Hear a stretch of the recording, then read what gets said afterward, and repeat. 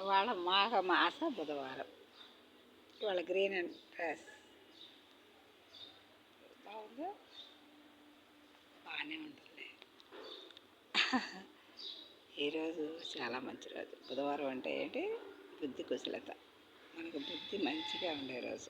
అంటే విఘ్నేశ్వరుడి ఆశీర్వచనం ఉంటుంది. ఈ మధ్య అయ్యప్ప స్వామి కూడా, ఈ మధ్య కాదులే ఎప్పటి నుంచో అయ్యప్ప స్వామి కూడా బుధవారం అంటే చాలా ఇష్టం అని పూజిస్తున్నారు. ఎందుకంటే ఆయన కూడా శివుడి సంతానమే కదా.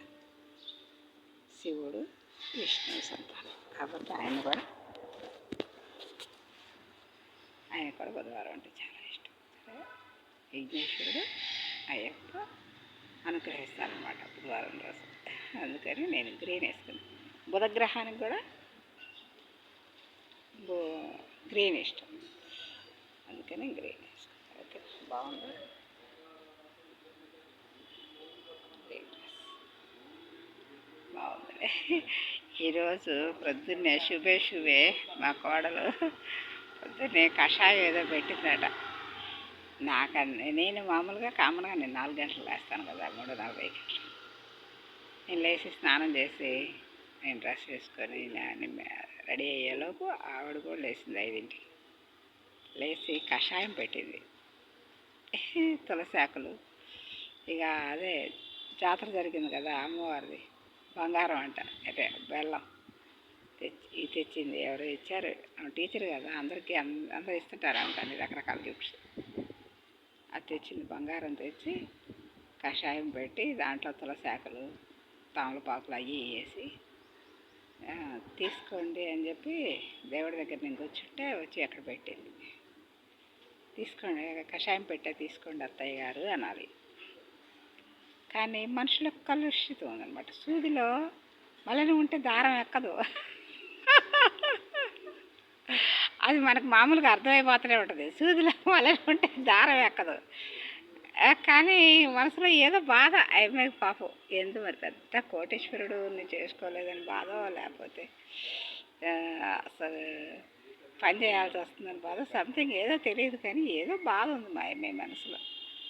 అయితే తీసుకొచ్చి కషాయం అని ఆడబెట్టి వెళ్ళింది. నేను ఎంతో ఇష్టపూర్వకంగా పెడితేనే అసలు తింటాం అంతంత మాత్రం నేను. ఎందుకంటే ఒకళ్ళ రుణాన్ని బాగూడదని నేను అసలు ఏం తిన్నాను.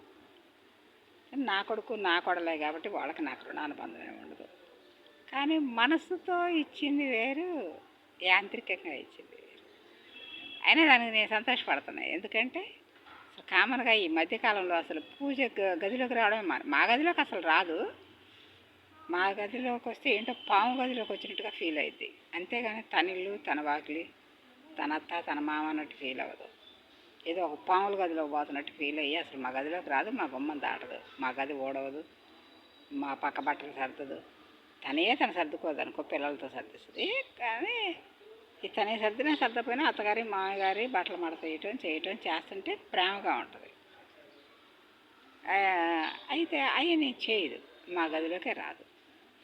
కానీ కషాయం పెట్టి ఇచ్చింది. నేను గ్రేటే అనుకున్నా. ఎందుకంటే అసలు లేదన్నట్టు కొసరు మంచిదేగా. అసలైతే కేజీ వస్తుంది అనుకో, కొసరు అనుకో ఒక తులం వస్తుంది. అందుకని అయ్యి ప్రేమైన వాళ్ళే అనుకొని లేచి దేవుడికి పూజ గదిలోకి వచ్చేది కదా, దేవుడి గదిలోకి వచ్చి పూజ చేయడం మానేసింది. అదేంటమ్మా నన్ను చేయొద్దన్నారు పూజ, ఇక మీరు చేసుకోండి, మీరు మేము గుడికి వెళ్ళాలి అని చెప్పాను నేను ఒకరోజు. అంటే అన్నది, నువ్వు ఒకరోజు మా అబ్బాయి కోసం కానీ మా కోసం కానీ నువ్వు పూజలు పునస్కారాలు చేయి మాకు అని చెప్పి అన్నానట. అట్లా అంటాను. పిల్లలు స్కూల్ నుంచి వచ్చారు, వాళ్ళకి స్నానాలు పోసి వాళ్ళకి పెట్టాల్సింది పెట్టి వాళ్ళని ట్యూషన్లో కూర్చోబెట్టి నువ్వు కాసేపు దేవుడి దగ్గర పూజ చేసుకోమ్మా అంటారు. గంటలు వద్దు, సంసారం చేసుకునే వాళ్ళకి గంటలు పనికిరాదబ్బా పూజ. సంసారమే వాళ్ళ పూజ. దేవుడి దగ్గరికి వెళ్ళి దీపారాయణ చేసి వాళ్ళకి కావాల్సింది ఏదో చెప్పుకొని దండం పెట్టుకొని ఎదురుకొస్తే సరిపోద్ది. ఏం పని లేనప్పుడైతే, ప్రశాంతంగా ఉన్నప్పుడైతే ఏ ఆదివారాల టైంలో అందరికి అన్నీ చేసి తర్వాత దేవుడి దగ్గర కూర్చొని మనం చేసుకోవచ్చు. నేను ఆ ఉద్దేశంతో అన్నా. పిల్లలు నిలబడి చేస్తుంది పూజ, నిలబడి చేయమాకమ్మ, కూర్చో ప్రశాంతంగా. పిల్లలకి అన్నీ పెట్టి నువ్వు కూర్చొని నువ్వు చేసుకో. పిల్లల్ని ఎక్కడ వాళ్ళని అక్కడ వదిలేసి వాళ్ళని ఆ స్కూల్కి వెళ్ళి వచ్చిన బట్టలతో టీవీ పెట్టుకొని పెద్ద సౌండ్ పెట్టుకొని ఏది పడితే ఆ చేతులతోనే తిని ఆ చేతులతోనే, ఇది కరెక్ట్ కాదు. అప్పుడు పూజ భగవంతుడు నాకు పిల్లలే దేవుళ్ళు. నేను నిజమైన దేవుళ్ళలాగా నీ ఇంట్లో తిరుగుతుంటే నువ్వు నా దగ్గర కూర్చొని నాకేం చేస్తున్నావు సేవలు అని ఆయన బాధపడతాడు. అందు గురించి నేను ఆ ఉద్దేశిస్తాను అమ్మ, అన్నీ చేసుకొని కూర్చో, ప్రశాంతం కూర్చొని పూజ చేసుకో అని చెప్పేసి అన్న. నేను ఇప్పుడు అది దృష్టిలో పెట్టుకున్నట ఇన్నేళ్ల బట్టి, ఈ సంవత్సరం బట్టి పూజ మానేసింది, అది దేవుడి దగ్గర రావడం మానేసింది. ఏదో నా మాట తూచా తప్పక పాటించినట్టు. నేనైతే అసలు స్కూల్ నుంచి వచ్చాక బయటికి వెళ్ళొద్దని చెప్తా. కానీ వచ్చిన కాడి నుంచి మొగుడు ఇద్దరు పిల్లలిద్దరిని వదిలేసి వెళ్ళిపోతుంటారు. వెళ్ళి అయ్యో అయ్యని తెచ్చాం, ఇది తెచ్చారు. రోజు నెలవారీ బయటకు వెళ్ళి తెస్తుంటే తెచ్చినప్పుడల్లా డబ్బులు అయిపోతుంటాయి. అయిపోయే డబ్బుల్ని మనం భద్రపరచుకోవాలి. ఎన్నిసార్లు బయటకు వెళ్తే అన్నిసార్లు డబ్బులు అయిపోయినట్టే, ఎంతో కొంత అయిపోతాయి. మేము కట్టలు ఖర్చు పెట్టట్లేదని ఉన్న కట్టే, మన దగ్గర లేని కట్ట ఎక్కడి నుంచి వస్తుంది? ఉన్న కట్టే ఖర్చు అవుతుంది కదా. నేను అందుకని బయట అనేది మన ఉద్యోగం చేసుకోవడానికి, డబ్బు సంపాదించడానికి. ఎప్పుడన్నా మనకి ఆదివారం వచ్చినప్పుడు ఏదైనా ఖాళీ టైంలో కాసేపు అటు ఇటు ఏ గుళ్ళకు ఏ పార్క్ కాడికి వెళ్ళి ఎంతవరకు అస్తమానం బయట ఏం పని? ఇప్పుడు కూరగాయలకు పోయాం, దానికి పోయాం, దీనికి పోయి ఏదో చెప్తున్నా. వాళ్ళ సంసారం కూడా నాకెందుకు, నాకైతే అవసరం లేదు కదా. నేను అదేం చెప్పను. అలాంటి ఏదైనా పాటించి అత్తయ్య గారు చెప్పింది బయటికి వెళ్ళవద్దని, ఏదైనా పని అంటే మీరు చూసుకుని రండి అంటే, అప్పుడు పెళ్ళం లేనప్పుడు వాడేం చేస్తాడు?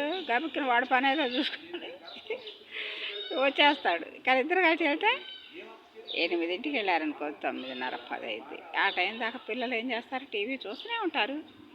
మీరు టీవీ ఎందుకు చూస్తున్నారని బెల్టులు తీసి కొట్టబోయి అది పోయి ఇది పోయి బెదిరించి అదిరించి చేస్తే సుఖం లేదు కదా. తప్పేం వాళ్ళది కాదు.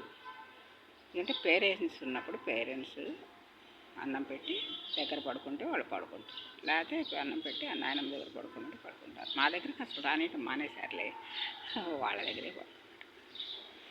కానీ ఇప్పుడు ఈరోజు మా అబ్బాయి ఎందుకని ఊరు వెళ్ళారు ఎక్కడికో, మా అమ్మగారు ఊరు వెళ్ళారు జగ్గైపేట. నేను ఈ 2-3 రోజులు బట్టి పొద్దున్నే లేచి దీపారాయణ చేసి దేవుడికి దండం పెడుతుంది. దేవుడి దయవల్ల దేవుడు కొంచెం దారిలో పెట్టాడు.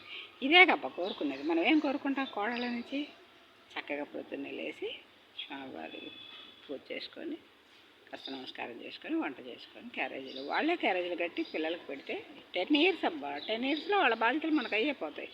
ఈ 10 years కూడా వాళ్ళకి సేవ చేయలేనప్పుడు మన జీవితం దేనికి? 10 years పిల్లలకి సేవ చేయాలబ్బా. వాళ్ళకి పనులు నేర్పటం అంటే పనులు నేర్పచ్చు. ఏంటంటే తీసిన దగ్గర పెట్టడం, చేసిన పని ఏదైతే ఉందో అది కంప్లీట్గా చేయడం, వర్క్ దగ్గర కూర్చుంటే వర్క్ చేయడం, అట్లాంటివి నేర్పాలి. అంతేగాని బొచ్చులు తీయమంటాం, బొచ్చులు పెట్టడం, మనకు అవసరమైన పనులు వాళ్ళు చేయాల్సినవి. ఎందుకంటే పిల్లల్ని పుట్టాక ఖచ్చితంగా మనం 10 years వాళ్ళని మన చేతులారా పెంచి పెద్ద చేసేది. అది ఆ తర్వాత వాళ్ళకి ఇష్టమైనది తింటూ, వాళ్ళకి ఇష్టమైనది చేస్తూ వాళ్ళే పెరిగి పెద్ద అయిపోతారు కదా. ఆ అమ్మాయి నాకు వాళ్ళ కషాయం ఇచ్చింది, దేవుడికి కాస్త ఏదో పెట్టింది, దేవుడు తిన్నాడు, నేను తిన్నా. మా ఇల్లు సుఖశ్యామల అంబలాగా ఇవాళ సుఖంగా జరిగింది అబ్బా. బుద్ధి కుసరత కుదిరింది, ఇచ్చాడేమో బుద్ధి గణపతి. వాళ్ళ బుద్ధి బాగుంది, నాకు కూడా హ్యాపీగా చాలా సంతోషంగా ఉంది. కోడలందరూ అట్లా ఉండాలబ్బా. ఓకేనా? Bye. Like and subscribe, share.